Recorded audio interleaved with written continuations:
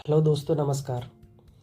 आज हम एक और अंतर्राष्ट्रीय मुद्दे को डिस्कस करेंगे। लगभग 2 साल से चल रहे इजराइल गाजा वॉर को समाप्त करने के लिए मिस्र के शर्म अल शेख में अक्टूबर 2025 में अमेरिका के नेतृत्व में शांति सम्मेलन बुलाया गया। ये विश्व आज पहली बार इजराइल के लिए एकत्र नहीं हुए, बल्कि द्वितीय विश्व युद्ध की समाप्ति के बाद इजराइल अस्तित्व में आया। उसके बाद से लेकर आज तक कई बार यूएन और विश्व का साथ आकर इजराइल और अरब देशों के बीच के संघर्ष को विराम देने का कार्य किया है। साथ में हम यह भी पढ़ेंगे कि किस प्रकार पहले विश्व युद्ध में ही बेल्फोर डिक्लेरेशन के तहत यहूदियों को फिलिस्तीन में बसाने की योजना बनाई गई और इसी के तहत प्रथम विश्व युद्ध और द्वितीय विश्व युद्ध के बीच लगभग 2 लाख यहूदियों ने महंगे दामों में फिलिस्तीन में ज़मीन खरीद कर रहना प्रारंभ किया। इसलिए क्योंकि फिलिस्तीन से ही यहूदियों का इतिहास जुड़ा है। द्वितीय विश्व युद्ध के खत्म होने के बाद बेल्फोर डिक्लेरेशन के तहत यहूदियों के लिए एक देश बनाया गया जिसे आज इजराइल के नाम से जाना जाता है। इजराइल के बनने के बाद ब्रिटेन ने अपना शासन खत्म कर दिया, जिसके बाद से आज तक इजराइल और अरब देशों के बीच संघर्ष खत्म होने का नाम नहीं ले रहा है। जब जब इजराइल किसी भी प्रकार के युद्ध में गया या उसके सामने कोई चुनौती आई, अमेरिका और उसके इशारे पर चलने वाले सभी देशों ने बढ़ चढ़कर इजराइल का साथ दिया। जैसे अरब इजराइल वॉर 1948, सुएज नहर से इजराइल के व्यापार के करने पर प्रतिबंध लगाना 1956, 6 day war 1967, Israel Gaza war, Lebanon से बशर अल असद के सत्ता को उखाड़ फेंकना। साथ ही अमेरिका के द्वारा अरब देशों के साथ इजराइल का अब्राहम एकॉर्ड पर हस्ताक्षर करवाया गया। आज हम यह भी पढ़ेंगे कि जिस स्थान पर गाजा के लिए शांति सम्मेलन बुलाया गया, जिसे सिनाई पेनिनसुला के नाम से जाना जाता है, इजराइल ने उसको भी अपने कब्जे में कर लिया था, यूएन के हस्तक्षेप से वापस कर दिया। जिस प्रकार से इजराइल और गाजा की अपेक्षा दिखती है, जहां गाजा एवं फिलिस्तीन को लगता है कि वह पूरे इजराइल को मिटा देगा, ठीक इसी प्रकार इजराइल भी पूरे गाजा और फिलिस्तीन को इजराइल में शामिल करने को लेकर आगे बढ़ रहा है। इजराइल द्वारा ग्रेटर इजराइल के सपने को लेकर आगे बढ़ रहा है, जो कि अरब देशों को स्वीकार से परे है। तो यह कहना जल्दबाजी होगा कि इस शांति सम्मेलन के बाद से युद्ध पूर्ण रूप से समाप्त हो जाएगा। इन सभी मुद्दों को आज हम बेहद विस्तार से देखेंगे और मैप के साथ पढ़ेंगे। वर्षों से चल रही संघर्ष को बारी बारी देखते हुए गाजा शांति सम्मेलन तक पढ़ेंगे। साथ ही हम इस संघर्ष में भारत के पक्ष को भी देखेंगे। आइए हम पहले मैप के माध्यम से विश्व में इजराइल और गाजा की स्थिति को जानते हैं। ये हमारा भारत है और भारत से वेस्ट जाने के बाद यहाँ पे इजराइल मिलता है। मिडिल ईस्ट को जूम करने के बाद हम ये देख पाते हैं कि ये जैसे Saudi Arabia, Iran, Oman, Yemen से भी होती विद्रोही यहीं से होते हैं, जो कि यहाँ से इजराइल के ऊपर हमला करते हैं। ये इजिप्ट, ये लाल सागर, ये है अरेबियन सी, यहाँ पे टर्की। और बाकी विश्व के मैप को हम देखें तो यहाँ पे जैसे यूके हो गया, यूनाइटेड किंगडम, पुर्तगाल, Spain, France, Germany, Poland, Belarus, Ukraine, Romania हो गया, ग्रीस हो गया यहाँ पे, और ये रशिया हो गया। और आगे हम देखते हैं, इसमें आगे हम बेल्फोर घोषणा पत्र के बारे में पढ़ते हैं। क्या है ये? नवंबर 2017 को प्रथम विश्व युद्ध के दौरान ब्रिटिश सरकार द्वारा जारी किया गया था। यह एक सार्वजनिक वक्तव्य था जिसमें फिलिस्तीन में यहूदी लोगों के लिए एक राष्ट्रीय घर, जिसे आज इजराइल कहा जाता है, की स्थापना के समर्थन में व्यक्त किया गया। आइए हम आगे देखते हैं कि वर्ल्ड वॉर में किस प्रकार से यहूदियों ने बढ़ चढ़कर साथ दिया। जैसा कि आपको पता होगा, वर्ल्ड वॉर 1 में एक तरफ से रशिया, यूके, अमेरिका, ये सभी देश मिलकर साथ युद्ध कर रहे थे। वहीं दूसरी तरफ जापान, ये सब दूसरे खेमे में थे। आइए हम देखते हैं यहूदियों को लेकर वर्ल्ड वॉर 1 में क्या क्या रहा। प्रथम विश्व युद्ध के समय ज्यूज किंगडम पर ओटोमन का शासन था। विश्व युद्ध समाप्त होने के बाद ब्रिटेन का शासन हो गया यहाँ पे पूरे इस इलाके में। जैसे कि हम लोगों ने यहाँ पे देखा था, यहाँ पे ब्रिटेन का शासन हो गया।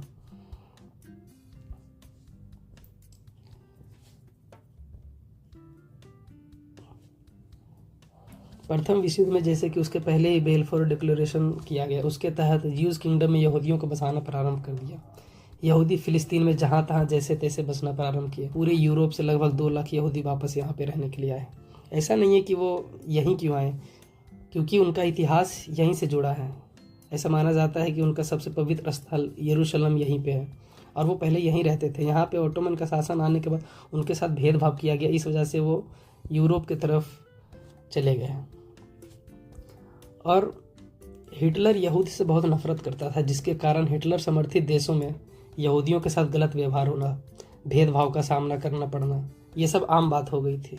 इस वजह से भी यहूदी वहाँ से भागना चाहते थे। आगे हम इसके बाद हम वर्ल्ड वॉर 2 की कहानी देखते हैं, क्योंकि इसके बाद से ही इजराइल अस्तित्व में आया था। 1939 में वर्ल्ड वॉर 2 प्रारंभ हो गया। यहूदी ने ब्रिटेन के तरफ से युद्ध किया, जिसमें यूएसएसआर का साथ दिया। लगभग 50,000 यहूदी, उससे अधिक लोग शहीद हो गए सेकेंड वर्ल्ड वॉर में। जर्मनी खेमा युद्ध हार चुका था और ब्रिटेन यूएसएसआर के शर्तों को मानने से इनकार नहीं कर सकता था। उस टाइम के फिलिस्तीन ने भी जर्मनी का साथ दिया है, इसलिए ब्रिटेन वाले या फिर यूएसएसआर वाले फिलिस्तीन में को लेकर ज़्यादा उग्र हो गए होंगे। यूएन के बनने के बाद बेलफोर डिक्लेरेशन समझौता को यूएन के पटल पर रखा गया और कहा गया कि यहूदी के लिए एक देश होना चाहिए, वहीं इजराइल के पास यहाँ पे। उसके बाद यूएन ने एक कमेटी तैयार की और फिलिस्तीन भेजा और निर्णय आया कि फिलिस्तीन में इजराइल का नाम का देश होगा और यरूशलेम जो है वो यूएन के कंट्रोल में होगा। जैसे यरूशलेम में क्या है कि तीनों धर्म का पवित्र स्थल है, मुस्लिम हो गया, यहूदी हो गए, क्रिश्चियन हो गए, इन सभी का पवित्र स्थल यरूशलेम में। ऐसा माना जाता है कि यरूशलेम के अंदर ही ईसा मसीह को सूली पे चढ़ाया गया था। और इसके बाद यूएन में वोट होता है, ज़्यादातर 2 देश इसके पक्ष में ही वोट देते हैं, जो सभी वर्ल्ड वॉर 2 जीते हुए देश। सभी मुस्लिम कंट्री इसका पुरजोर विरोध करते हैं। लाजिमी सी बात थी कि उनका विरोध करना जायज़ था, क्योंकि किसी दूसरे के घर में ज़बरदस्ती किसी को बसाया जा रहा था। उस टाइम भारत ने फिलिस्तीन का सपोर्ट किया। 1947 में निर्णय पास हो गया और इजराइल का मैप तैयार किया जाता है, जिसके बाद ब्रिटेन छोड़कर चला जाता है। ब्रिटेन का शासन फर्स्ट वर्ल्ड वॉर में ही आया था, वहाँ पे फर्स्ट वर्ल्ड वॉर के बाद आया था, जो कि पहले ऑटोमन का शासन हुआ करता था। ऑटोमन आज तुर्की के अंडर, वो सारा जगह ऑटोमन के पास ही आता है। ब्रिटेन के जाने के बाद सभी देशों ने मिलकर हमला कर दिया, जिसमें कि मिस्र हो गया, सीरिया हो गया, जॉर्डन हो गया, सऊदी, लेबनान, यमन, इराक, जिसे अरब इजराइल वॉर भी कहा जाता। आइए हम देख लेते हैं इन सब देशों को कि मैप पे कहाँ है सभी देश। आइए हम मैप के माध्यम से देखने और समझने का प्रयास करते हैं। जैसे ये हमारा प्यारा भारत है और ये भारत से इस तरफ बढ़ने के बाद यहाँ पे, जैसे कि यहाँ पे हो गया इजराइल हो गया, ये जॉर्डन हो गया है, ये सऊदी अरेबिया, ये यमन, ओमान हो गया, इस तरफ से ये मिस्र हो गया है। यहीं पे शर्म शेख में यहाँ पे आज मीटिंग हो रहा है, जो कि शांति वार्ता चल रहा है। और ये पे स्ट्रेट ऑफ द राइन है, इसका जिक्र आएगा आगे, हम देखेंगे इसके ऊपर भी। ये यहाँ पे लाल सागर हो गया, यहाँ पे ये देखिए लाल सागर हो गया है। और ये रहा हमारा पोर्ट शहीद हो गया, पोर्ट सुएज हो गया। सुएज नहर यही है, सुएज कैनाल, जो कि बहुत ही बिजी पोर्ट है। यहाँ पे वो कह सकते हैं कि एक तरीके से सबसे व्यस्तम जलमार्ग है। और ये हमारा इजराइल है और ये गाज़ा, जो कि गाज़ा बस इतने में ही बचा है अब। और पूरे इस तरफ से इजराइल के द्वारा ब्लॉकेज लगा दिया गया, इस तरफ से पूरे पानी में पूरा ब्लॉकेज रखा है, नेवी ने खड़ा कर रखा है नेवी को, जिससे कि गाज़ा में मानवीय सहायता भी बहुत मुश्किल है। रफा बॉर्डर जो है वो गाज़ा और मिस्र के बीच में है। मिस्र ने भी रफा बॉर्डर पे अपना पूरा कर रखा है कि वो गाज़ा वाले को एंट्री नहीं देंगे मिस्र में। और हम देखें तो यहाँ पे ये जैसे यरूशलेम हो गया, इस पे यूएन का कब्जा, ये पूरे यरूशलेम हो गया। और यहीं पे उनका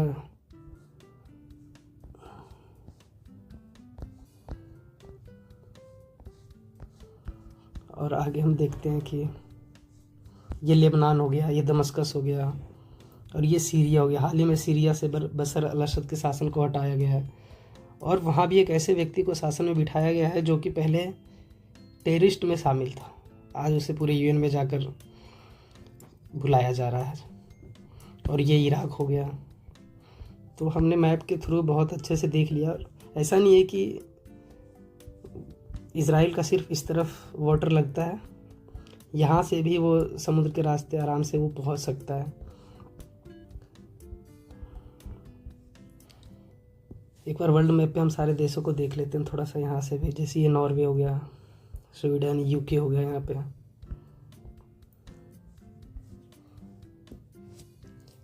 ये सभी देश मिलकर हमला करने के बाद भी इजराइल ने इस युद्ध को जीत लिया है। ये सभी देश हमला करने के बाद भी इजराइल ने इस देश को सभी को जीत लिया था। ये देखिए हमारा UNGA का मीटिंग चल रहा है। ये UNO है, यूनाइटेड नेशन ऑर्गेनाइजेशन। आइए हम सुएज़ नहर के बारे में जानते हैं और थोड़ा सा उसके इतिहास के बारे में जानते हैं और समझते हैं कि सुएज़ नहर क्राइसिस क्या था। क्योंकि बहुत साल पहले सुएज़ नहर क्राइसिस आया था, आप लोगों ने भी पढ़ा होगा। सुएज़ नहर का निर्माण मिस्र और फ्रांस ने मिलकर करवाया था। मिस्र जो कि यहाँ पे आज है, मिस्र और फ्रांस ने मिलकर करवाया था। लेकिन मिस्र में आर्थिक स्थिति खराब होने के कारण उसका शेयर उसे ब्रिटेन को बेचना पड़ा। सुएज़ नहर बेहद महत्वपूर्ण लोकेशन पर स्थित है, जैसे कि यहाँ से ये पूरे एशिया और भूमध्य सागर को जोड़ता है। ये लाल सागर से भूमध्य सागर को जोड़ता है। यहाँ से यूरोप के में जाना आसान होता है। 1956 में 1956 में मिस्र में नासिर के आने के बाद सुएज़ नहर को मिस्र में होने के कारण सुएज़ नहर मिस्र से गुजरता है। ये भी हिस्सा मिस्र का है और ये तो पूरा मिस्र का है ही। सुएज़ नहर मिस्र में होने के कारण नासिर ने कहा कि इसका पूरा कंट्रोल अब मिस्र के हाथ में होगा। इजराइल को इस रास्ते से व्यापार करने के लिए रोक दिया जाएगा। इसके बाद इजराइल, फ्रांस, ब्रिटेन तीनों ने मिलकर मिस्र पर हमला कर दिया और पूरे सिनाई प्रायद्वीप जिसे इसको सिनाई प्रायद्वीप कहा जाता है। आज यहीं ये शर्म अल शेख में शांति वार्ता चल रहा है। इसे जीत लिया गया था, लेकिन बाद में UN के आने के बाद फिर इसे दोबारा उसे वापस कर दिया गया और बोला गया कि भविष्य में इजराइल के लिए ऐसा ब्लॉकेज नहीं लगाया जाएगा, उसे आराम से उसे व्यापार करने दिया जाएगा। आइए हम आगे 6 डे वॉर की चर्चा करते हैं। 6 डे वॉर, मिस्र ने सभी देशों को मिलाकर एक ऑर्गेनाइजेशन बनाया जिसे PLO कहा जाता है। PLO को फुल फॉर्म अगर देखें तो पैलेस्टीनियन लिबरेशन ऑर्गेनाइजेशन कहा जाता है, जिसमें कि फ़िलिस्तीन के लोग में राजनेता शामिल थे, आर्मी के समूह के लोग शामिल थे। मिस्र ने दोबारा से स्ट्रेट ऑफ तिरान से इजराइल के लिए प्रतिबंध लगा दिया। स्ट्रेट ऑफ तिरान अगर देखें तो यहाँ पे है स्ट्रेट ऑफ तिरान, हम लोगों ने ऊपर मैप में भी देखा था। मिस्र को पता था कि इजराइल युद्ध करेगा और वो भयानक तरीके से हमला करेगा ये मिस्र के ऊपर। इससे पहले ही मिस्र और अरब देश ने मिलकर हमला कर दिया, लेकिन इसका परिणाम उलट हुआ और इजराइल सभी को हराकर जीत गया।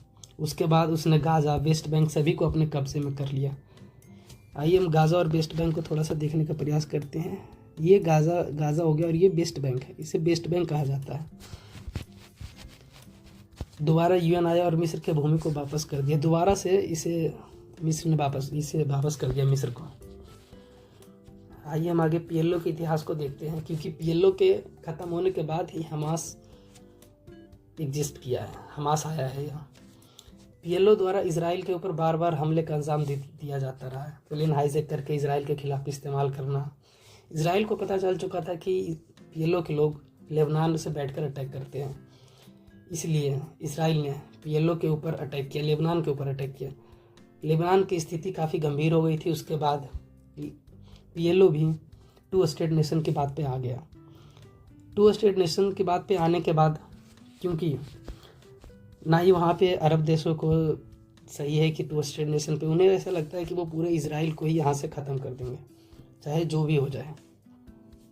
उसके बाद ही हमास का उदय हुआ है। आइए हमास के हम उदय के बारे में थोड़ा चर्चा कर लेते हैं। PLO के ख़त्म होने के बाद या फिर उसे 2 स्टेट नेशन थ्योरी मान लेने के बाद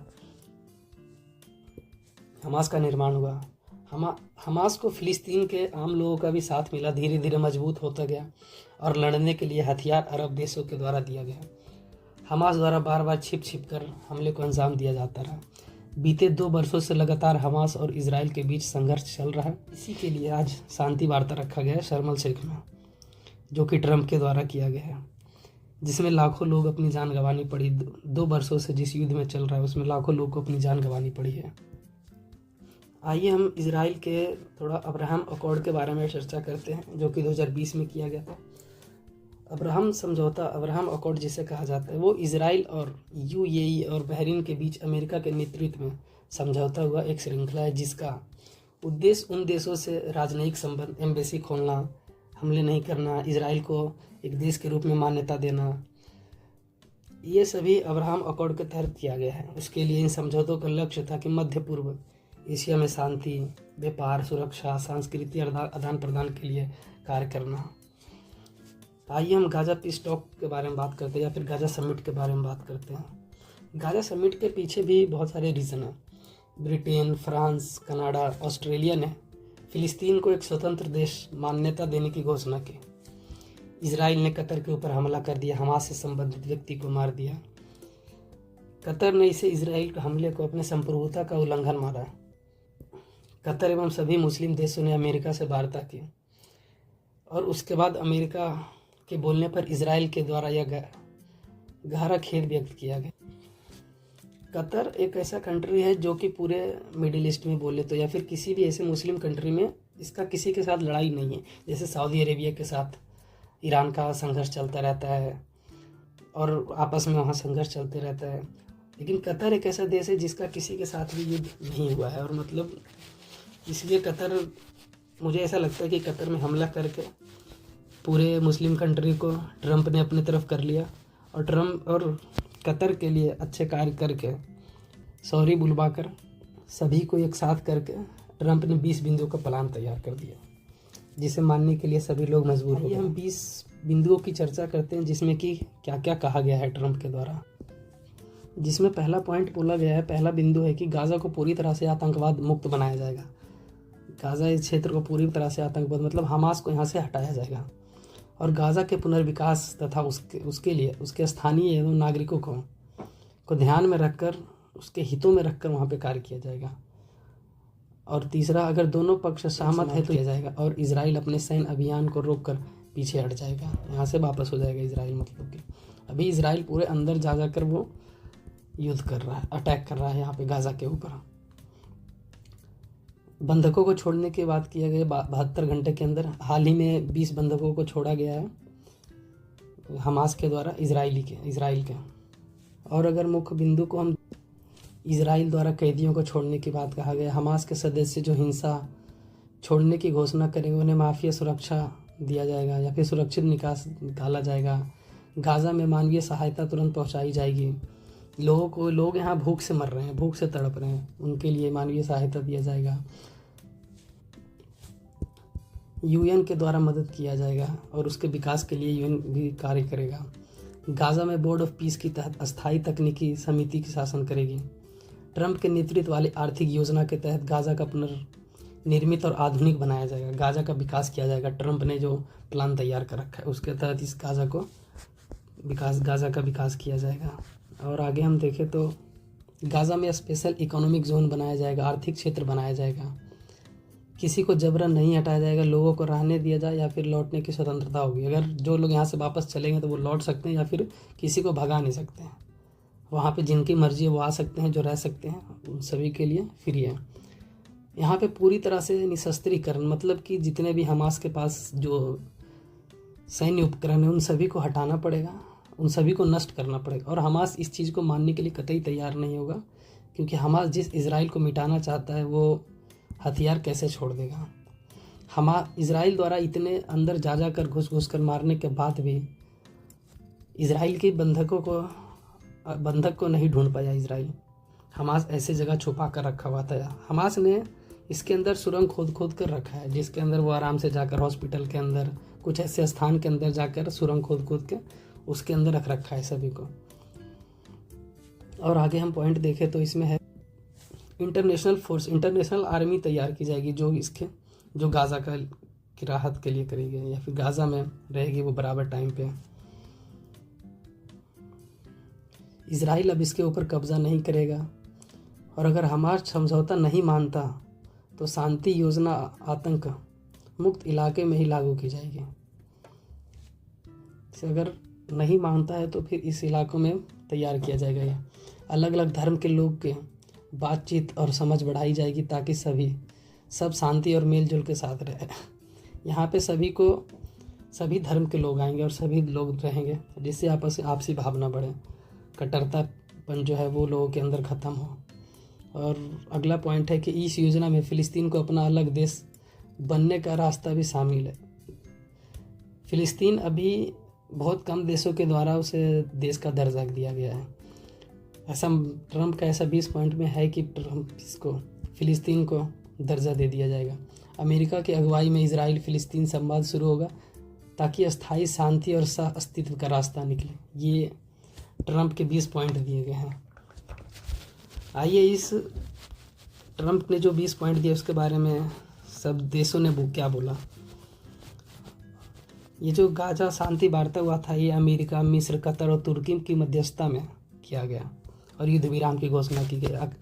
इसके बाद 72 घंटे के लिए युद्ध विराम हो गया है, लेकिन इसका भविष्य क्या होगा यह कहना बहुत जल्दबाजी होगा। हमास ने क्या कहा इस युद्ध विराम के बारे में?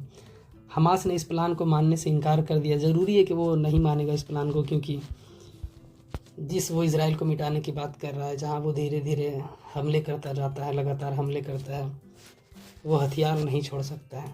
हमास ने कहा कि ना वो हथियार छोड़ेगा और ना ही गाज़ा को छोड़ेगा।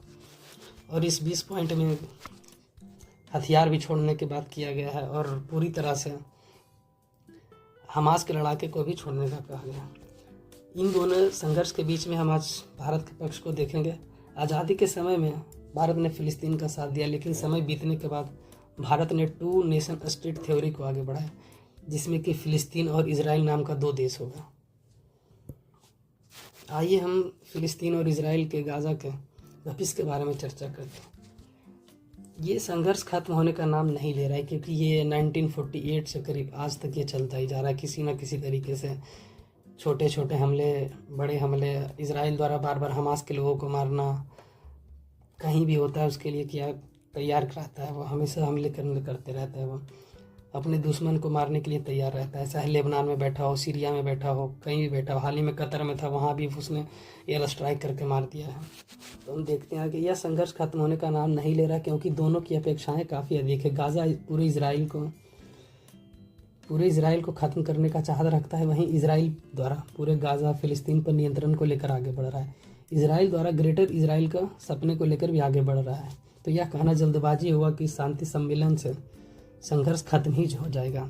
आइए हम थोड़े से ग्रेटर इजराइल के बारे में देखते हैं। देखिए, ग्रेटर इजराइल में ये यहाँ से लेकर इस तरफ से पूरा सऊदी के भी कुछ क्षेत्र, यहाँ पे इराक हो गया, सीरिया हो गया, यमन हो गया, जॉर्डन हो गया, और यहाँ पे सिनाई पेनिनसुला हो गया, लाल सागर, ये सभी ग्रेटर इजराइल का पार्ट है, जिसे यूएस ने भी बहुत बार बोला है कि इसे आगे बढ़ाया जा सकता है। आज हम देखते हैं कि जब से इजराइल बना है उसका मैप में लगातार बढ़ोतरी हुआ है। 1988 में जहाँ पे पूरे ओटोमन का शासन था, उसके बाद से 1918 के बाद से यहाँ पे पूरे टेरिटरी पे ब्रिटिश का शासन हो गया। इस तरफ इजिप्ट यूएन प्लान आने के बाद यहाँ पे सारा वो दिया गया।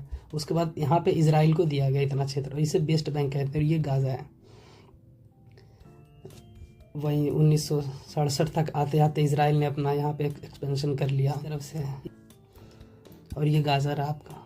वहीं 2023 में देखिए इजराइल का मैप क्या हो चुका है।